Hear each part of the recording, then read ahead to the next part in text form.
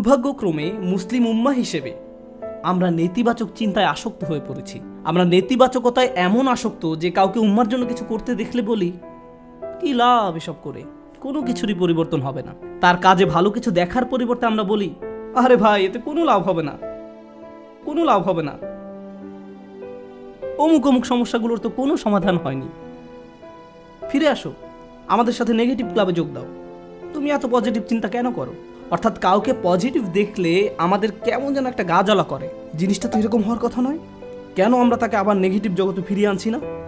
দুঃখজনকভাবে কখনো কখনো এই মনোভাব এমন মানুষদের মাঝে দেখা যায় যাদেরকে আমরা অনুসরণ করি, যেমন পিতামাতা। যখন একজন পিতা সবসময় নেতিবাচক চিন্তা করেন, যখন মা সবসময় নেগেটিভ চিন্তায় ডুবে থাকেন, কিভাবে সেই পরিবারে কৃতজ্ঞ ছেলে মেয়ে বেড়ে উঠবে?